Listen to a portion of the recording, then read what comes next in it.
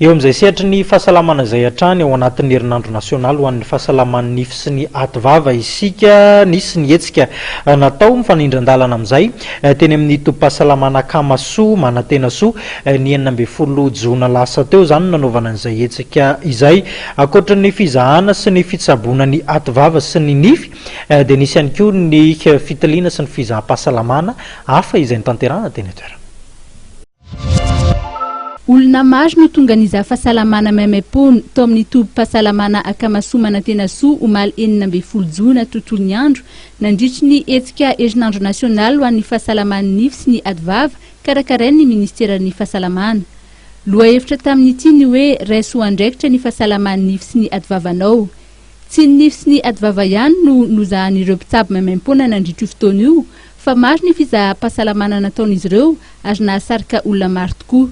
Nisy ihany koa ny fizahana sy fitsaboana ny sofina, teo koa ny momba ny maso ary ny fitiliana ny diabeta ary tsy adino ny fizaham-pahasalamana ankapobeny. Raha nisy fanafody na fitaovana tsy maintsy novidiana dia tamin'ny vidiny mirary tokoa izany noho ny fiara-miasan'ny ministera tamin'ny mpiara-miombonantoka maro. Nanome voninahitra nandray anjara mavitrika tamin'ity hetsika herinandro nasionaly ho an'ny fahasalaman'ny nify sy ny ativava tao amin'ny tompom-pahasalamana Kamasoa Manantena Soa ity nisy olom-bavambahoaka Navaradrano Andriaminitantsoa Benjamin. Fahasalamana ny voalokarena ary indrindra mandeha any amin'ny lalan'ny fampandrosoana isika. Ny zavatra ao mifanandrify amin'izay makany amin'ny fampandrosoana zany dia zavatra lehibe dia lehibe. Ny androandroanina dia hoe fahasalaman'ny ativava fotsiny ihany azy dia nandeha any amin'ny fahasalamana ankapobeny, eo ny fijerenany maso, ny nify, ny momban'ny diabeta ary fahasalamana amin'ny ankapobeny dia sorana manokana niezaka izay tao ohatran'izao.